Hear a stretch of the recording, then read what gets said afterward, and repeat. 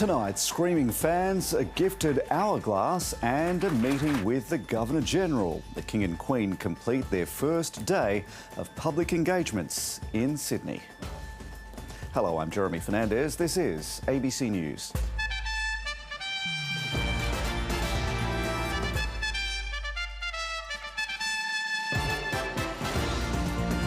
Israel retaliates in Beirut after Prime Minister Benjamin Netanyahu says his home was targeted in a drone attack.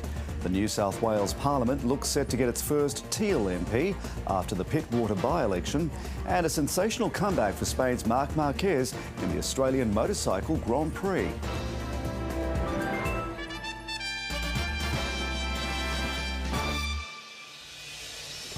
King Charles and Queen Camilla have greeted cheering crowds on their first day of public engagements in Sydney.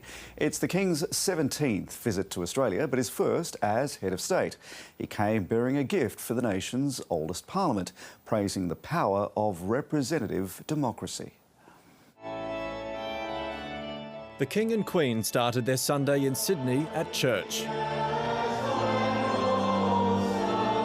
With a song and a signature, their Majesties were off, greeting locals. When I realised that the King and Queen were just in my neighbourhood, I couldn't resist coming down to see them. I welcome them to Sydney and I wish the King all the very best for his cancer treatment. And he said, "Thank you very much, I really appreciate your wishes." Excited fans from across the country waited for a chance to meet the King. G'day, you've actually greetings from Tasmania. Some were already pen pals. Billy was lucky enough to receive a letter in response to one he wrote to the King a little while ago. The King's next stop was the familiar steps of the New South Wales Parliament. He visited in 1974 as Prince of Wales. Greeting His Royal Highness as the President of the Legislative Council and the Speaker of the Assembly. On the 150th anniversary of the Upper House. I should remind you that in company with convicts, lunatics and peers of the realm, I am ineligible to vote.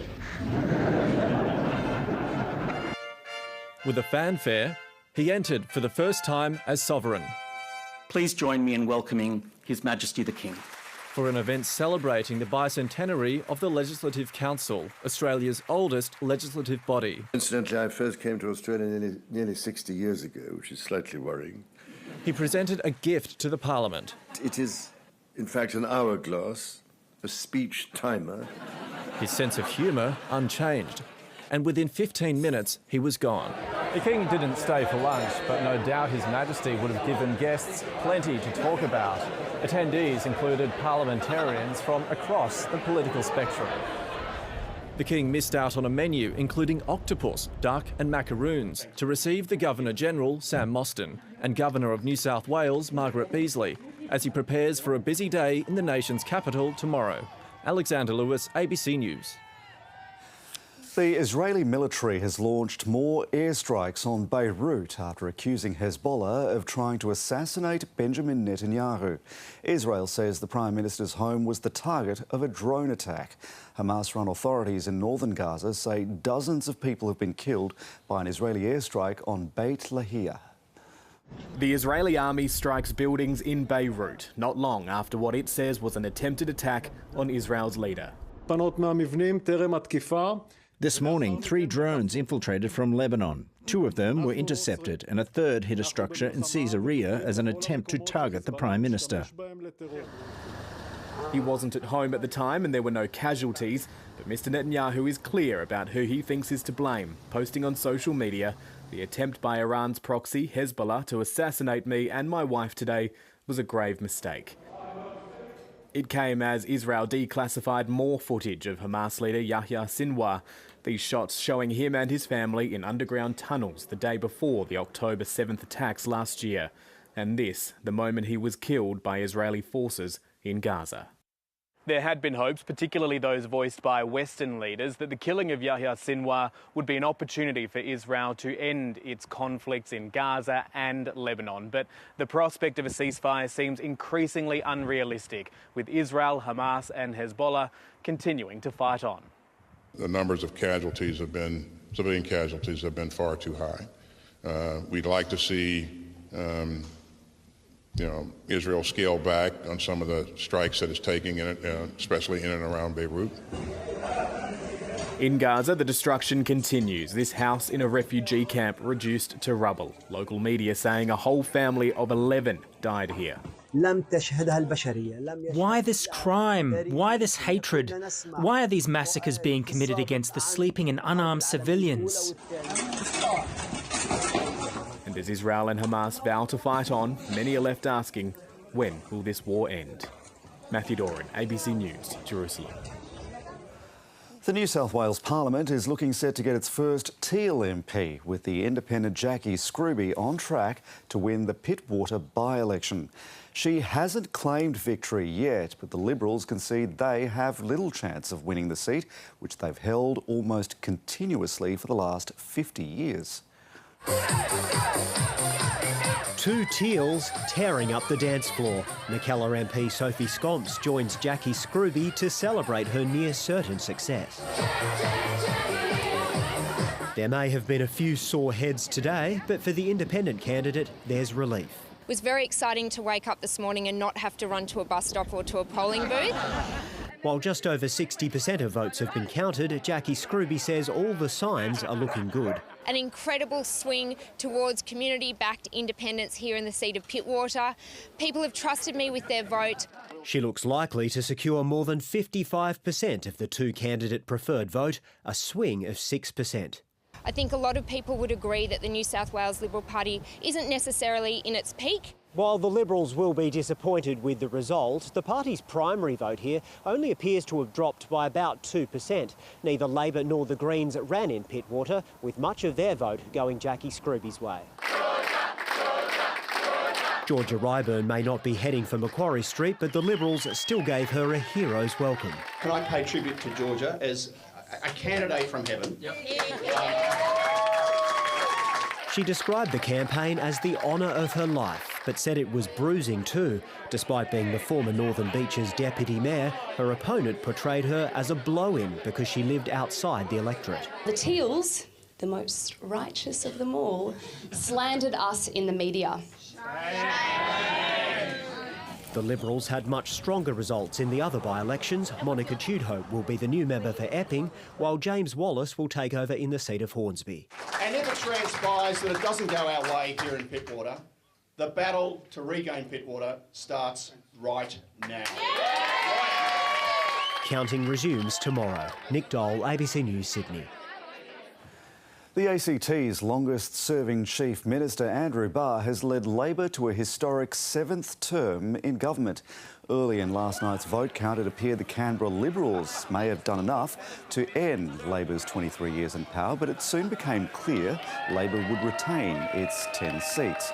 The Greens lost 3 seats, including those of 2 ministers, but they held enough ground to open the way for another Labor-Greens coalition government. 2 independent candidates are also set to join the Legislative Assembly. One of them is Thomas Emerson, a former staffer to Senator David Pocock. We'll spend as much time as we can around. There's a little bit of counting to go, but it does look that the crossbench will be 5, and 5 people who hold progressive values and whose natural partner would be a Labor government. They certainly have cemented themselves in the history books as they embark perhaps on another coalition government. Michigan is considered a must-win state for Kamala Harris if she's to take the White House in next month's US presidential election. But the situation in the Middle East is eroding support for her in a key constituency, that of Arab Americans. The widening conflict in Lebanon has been the final straw for some in the community. North America correspondent Barbara Miller is in Dearborn, Michigan. On the outskirts of Detroit, America's first Arab-majority city. A proud community built up around the jobs migrants from the Middle East found in the auto industry. But today in Dearborn, they're hurting. It's tearing us apart. As Israel strikes Lebanon, Sam Hamoud is desperately worried about family back home. I'm talking about my village, my people, my cousins. My old man has been running all over the country trying to find a safe place to stay. Addressing on the side, I guess. Gotcha. Sam Hammoud backed Donald Trump in 2016 and 2020, but this time he might not vote at all. This is two administrations that just want to pound bombs, and they're all U.S.-made bombs. And I feel like I'm in this whole situation because they're using our tax dollars. In Michigan's Democratic primary election, more than 100,000 people voted uncommitted in protest at the Biden administration's staunch support of Israel. And in the final weeks of campaigning, some have gone further. Assalamu alaikum, sister.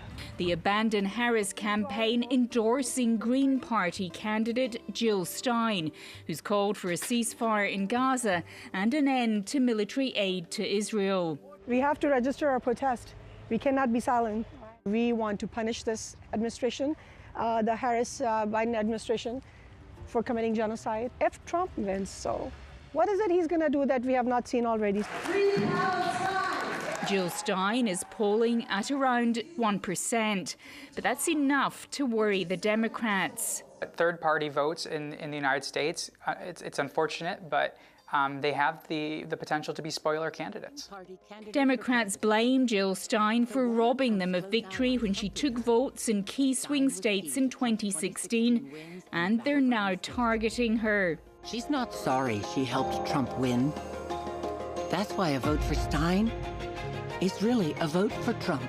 Well, we actually say bring it on, because every time they try to smear us, they produce a huge counter reaction. Jill Stein makes no excuses for drawing votes from the main parties. For the most part, people are not supporting that candidate. They're voting against the candidate that they hate the most. This is not what democracy needs. It's a vote for Jill Stein. It's not a vote for Trump, and it's not a vote for the Democrats. Sujud Hamadi is a Dearborn lawyer. She was a long-term Democratic voter, but this time she'll be backing Jill Stein.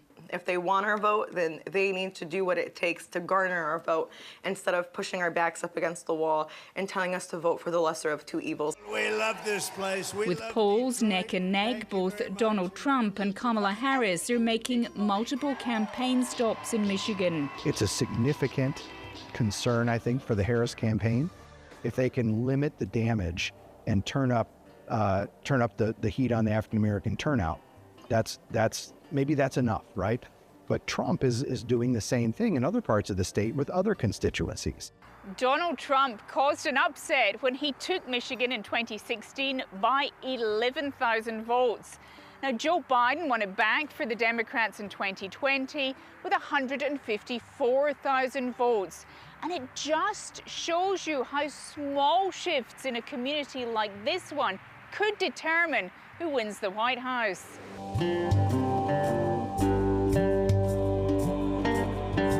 In a race that once again is down to the wire. Barbara Miller, ABC News, Dearborn, Michigan.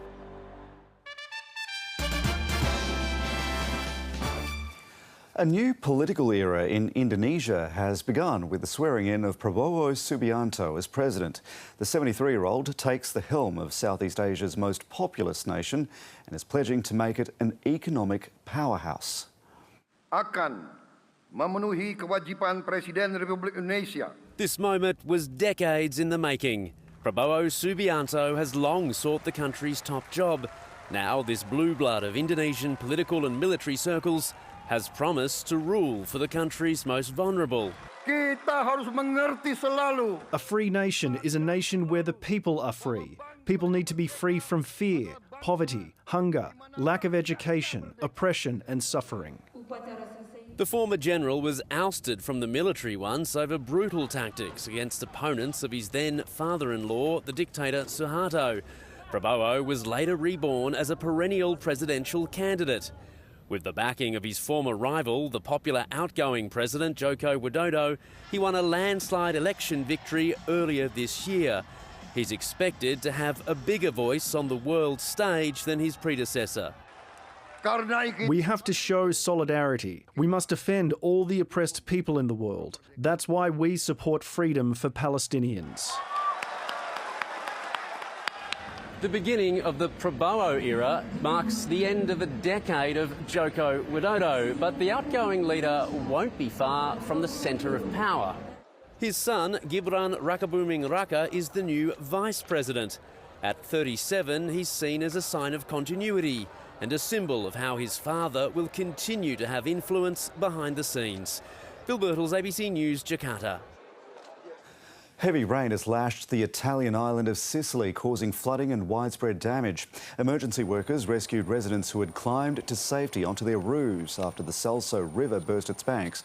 The island had been in the grip of a months-long drought.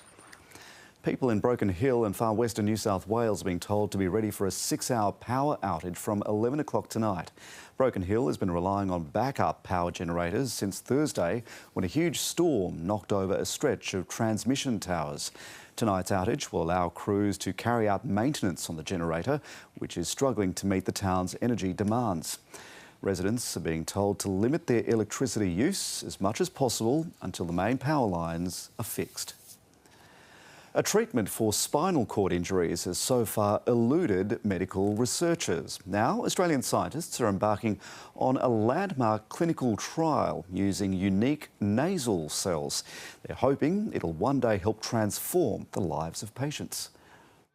Joseph Pernew was a talented rugby league player with a bright future. All the way, Joe! Known as Big Joe, the teenager had been signed by the Titans. But last year, his life changed in an instant. I was playing footy and collided with a goalpost, so yeah. His spinal cord was severed, the catastrophic injury keeping him in hospital for 11 months.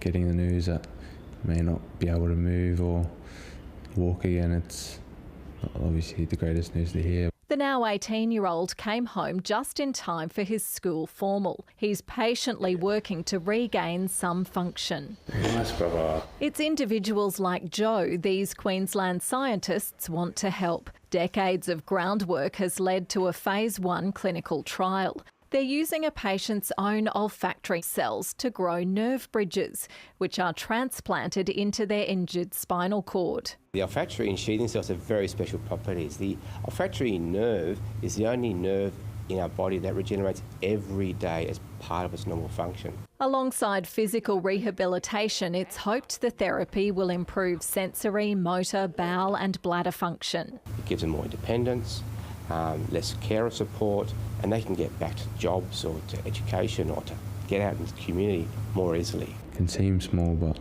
for us it means the world and can make a major difference in our lives. 30 participants will be recruited from Brisbane, Sydney and Melbourne. Some people have even moved here from overseas in the hope they'll be accepted. While the trial is only in its infancy and will need more funding, it's a cause for optimism. Baby steps. Emma Pollard, ABC News, Brisbane. Carbon credits are supposed to offset emissions released into the atmosphere. Alan Kohler takes a look at what the data says about how they're working. There's a bit more than 2 trillion tonnes of carbon dioxide in the atmosphere, normally expressed as parts per million. That's about 700 billion tonnes more than 200 years ago, and that's what's dangerously heating the planet. And this is roughly what a tonne of carbon dioxide looks like. Now, one way we're dealing with this problem is by paying people to get it out of the atmosphere. And the system for achieving that is by giving them a certificate for every tonne of CO2 that they're responsible for removing. And they can sell that on the market. These are also called offsets. Right now, you can get $37 for one of those certificates on the Australian market. That transaction is really the basis of Australia's plan to reduce carbon dioxide emissions to 43% of 2005 levels by 2030 and net zero by 2050. The companies that do most of the emitting are supposed to reduce their emissions, but they can't. So they're allowed to buy those offsets instead. Most of them come from something called human-induced regeneration, which means land management to help native forests regrow and soak up carbon dioxide, as long as they wouldn't have grown anyway. But some researchers at ANU and the University of New South Wales have published the following graph in a paper debunking the whole system. The vertical green bar is when 75% of the human-induced regeneration projects were registered. The line is the amount of forest cover in the areas covered by the scheme. It's increased, so some carbon dioxide is out of the atmosphere, but not much. And anyway, it was increasing before the humans that are inducing the regeneration started earning their certificates. In fact, there's a global controversy about the integrity of offsets. Someone in the United States has just been charged with fraud for selling fake offsets. It's an argument that's not going to go away, and it's central to the whole project of dealing with climate change. Maybe we'll just have to, I don't know, reduce emissions.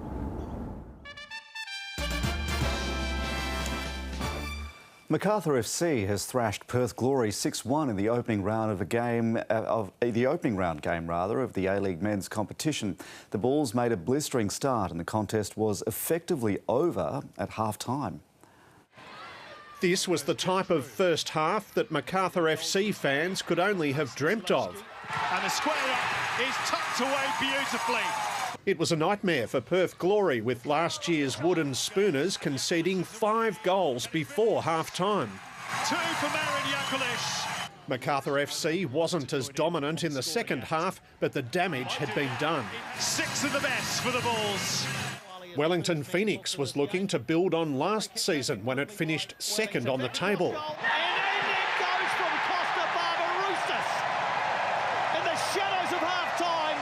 The visitors, Western United, had only 1 shot on target, but made it count in a 1-1 draw. Thurgate! Angus Thurgate squares the ledger for Western United. The Sky Blues have claimed the Sydney Derby for the 3rd time in a row. Needs to set himself, scores! In the corner. In front of more than 27,000 fans in Parramatta, Western Sydney levelled through Aidan Hammond. The Wanderers brought star recruit Juan Mata into the game, but it was Sydney FC's new marquee man, Douglas Costa, who set up the match winner. Headed on, oh, it's 2-1 Sydney FC! In the blink of an eye, Patrick Klimala. I tried to push the guys forward as well to score more goals. I promised you're going to score more for the first game. It was a fantastic impact. The type of early impact Sydney FC had been hoping for from the Brazilian international. Duncan Huntsdale, ABC News. Spain's Marc Marquez has claimed a remarkable come-from-behind victory at the Phillip Island MotoGP, overtaking championship leader Jorge Martin in the dying stages of the race. Australian Jack Miller finished in 11th place as the Spanish riders again dominated on the track. Blue skies greeted riders and fans on Phillip Island, and the stars were out too. We've got perfect conditions, not too much wind, so many riders in contention. I'm hoping Jorge can take it out from the front. Championship leader Jorge Martin had pole position, and a shaky start from rival Marc Marquez Huge wheel spin. helped him take the early lead. But an awful start for Marquez. The replay revealing a visor tear-off to be the culprit. He was stuck under his rear tyre, and that was why he didn't get the purchase, because his rear tyre wasn't sat on tarmac. While Martin was happily out in front, Marquez had to pick his way through the field, eventually catching up with the leader, and a cat-and-mouse battle ensued. This has been an absolutely awesome ride by Jorge Martin. With 4 laps left, Marquez made his move. Martin soon snatched it back. What a showdown we have in Thomas. But Marquez wasn't done with yet. Forces Martin to give way. And 3 laps later, the checkered flag was in sight. An incredible finish to the Australian Grand Prix. Marc Marquez brings the thunder down under. A show of sportsmanship between the dueling riders before the celebrations began. The 8-time world champion claiming his 4th Phillip Island title after the disastrous start. I saw it. I tried to remove, but it was impossible. And in fact, when I released the clutch, I started to spin. In the beginning, I was a bit stressful, but super happy for the victory. The usual fanfare followed by an Australian tradition, capping off a victory to remember. Erin Marsico-Vetire, ABC News. The Australian boxer Tim Tszyu has had a crushing loss to Russian Bakhram Murtazaliyev in the world title fight in Florida. The IBF junior middleweight world champion knocked Tszyu down 4 times in a brutal display. The 29-year-old had been hoping to claim the world title after losing his previous fight in March. With a minute to go in the 3rd round, Tszyu's camp threw in the towel. He lost by technical knockout. The Sydney-born boxer paid tribute to his opponent. The better man won tonight, no excuses right there. it just was that bit better. And yeah, again, no excuses. I tried my best, and these things happen. The Australian golfer Hannah Green has won the Ladies' Championship at Siwon Hills in South Korea. The 27-year-old from Perth had a 1 under par 71 in her final round to finish one shot ahead of France's Céline Boutier. It's Green's 6th win on the LPGA Tour and her 3rd victory for this year. It's difficult to win tournaments, but I think having experienced it and having confidence on the right side of things, it makes it easier. But don't get me wrong, I was still really nervous playing those last 3 holes. In netball, the Australian Diamonds have lost the opening game of the Constellation Cup against New Zealand's Silver Ferns in Wellington this evening. The home side was clinical in its 14-goal win, their 7th straight victory against Australia on home soil. Australia's biggest challenge became immediately obvious, trying to shut down 193-centimetre tall goal shooter Grace Nowicki. 2 on the board as quick as you like. Her 96% shooting accuracy in the first half had the world #1 side in shambles, and New Zealand's stellar second quarter saw them take a 9-goal lead into half-time. It was an improved third quarter for the Diamonds, who narrowed the deficit, but the Silver Ferns closed out the game, taking the 64-50 win, their biggest against Australia in 14 years. They continue their dominance at home with yet another win. Yeah, they obviously played extremely well, and we didn't, to be honest, so lots to learn from that game, and obviously 3 to go, so we're really looking for a better performance the next time. Earlier this afternoon, the Australian Kelpies thrashed New Zealand by 50 goals in the first game of the Trans-Tasman Cup. The Kelpies were dominant from the beginning and extended a 9-point quarter-time lead to 23 at the big break. Jerome Gilbard and Brodie Roberts showed their experience as a combination before being replaced by a whole new attacking line, which continued to fire. Stunning play from the Kelpies. And their defence was just as clinical. The Kelpies finished 84-34 victors. We've been building connections for a long time. Lots of us have been in this program for 3 years, and then to get out here today, we just put it all into practice, which is exactly what we wanted. The second game of the 4-match series will be played in Auckland on Wednesday. Anthea Moody, ABC News. Let's take a look at the weather now. Patchy cloud over Sydney today with cooler winds from the south. Tops between 20 and 26 in the metro area today after overnight lows in the mid-teens. It was a relatively warm night on the coast and adjacent ranges with temperatures roughly 2 to 5 degrees above average. Today's tops were subdued along the coast and there have been a few light, isolated showers. Away from the coast, it's been clear and sunny. The satellite picture shows cloud along the coast with a strong southerly airstream producing some gusty showers. Skies remain very clear inland. It's likely to stay dry in most areas for the first half of the week, with the prospect of the odd shower or two along the northern half of the coast. But by Thursday, a cold front passing to the south could generate some light showers across the southern districts. Tomorrow's outlook for the major centres, mostly sunny in Brisbane, Canberra, Melbourne and Adelaide. Darwin will get a few showers and a storm or two. In Perth and Hobart, it'll be partly cloudy. You'll see a shower or two about the Hunter and mid-north coast. It'll be mostly sunny about the northern rivers and adjacent tablelands. Partly cloudy skies across the southeastern coast and tablelands tomorrow, but otherwise dry. To the west, it'll be fine and mostly sunny. You may see some patchy morning fog about the ranges. There'll be fresh winds on the coast. Hazardous surf and swell is forecast from Byron waters to the Illawarra, with seas up to 3 metres. In Sydney, it'll stay partly cloudy. There's a slight chance of some very light showers. Overnight lows between 12 and 16 degrees. Tops about 19 to 23. It'll get to 21 in the city. The sun will rise at 5 minutes past 6, going down at 7:15. The skies turn mostly sunny on Tuesday and the showers make a return from about Thursday, but no heavy falls are expected. And that is the latest from the ABC News team. Thanks for your company. Have a good evening.